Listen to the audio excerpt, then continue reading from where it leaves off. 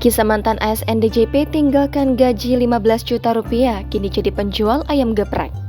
Beredar di media sosial kisah Randy Alam, mantan aparatur sipil negara Ditjen Pajak, pilih meninggalkan pekerjaan padahal memiliki gaji memuaskan. Randy Alam malah banting setir jadi penjual ayam geprek, kini viral sebagai konten kreator di TikTok. Dilansir dari tribunjatim.com pada Sabtu 19 Agustus kemarin melalui akun TikToknya @koki.geprek, Randy menyebut bahwa dirinya masih bekerja sebagai ASN.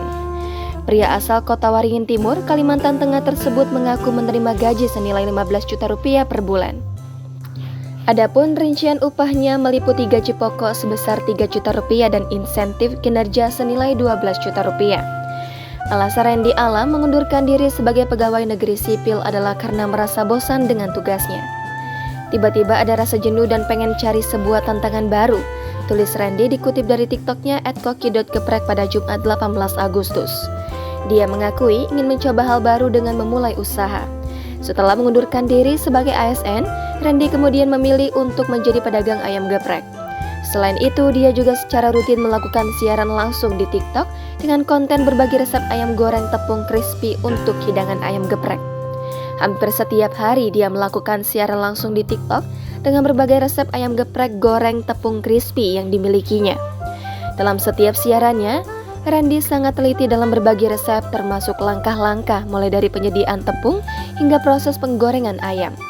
Upaya Randy ini ternyata berhasil dan kontennya berbagi resep ayam geprek ternyata memberikan manfaat bagi banyak orang. Randy menyampaikan bahwa dia menerima banyak pesan dari warganet yang sebelumnya menganggur.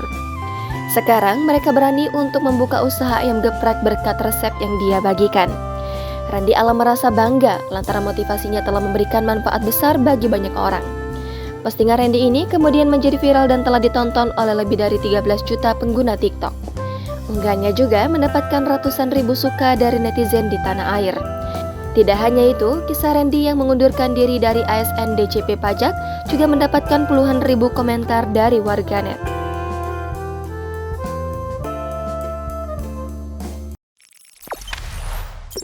Jangan lupa subscribe, share, komen, dan like ya!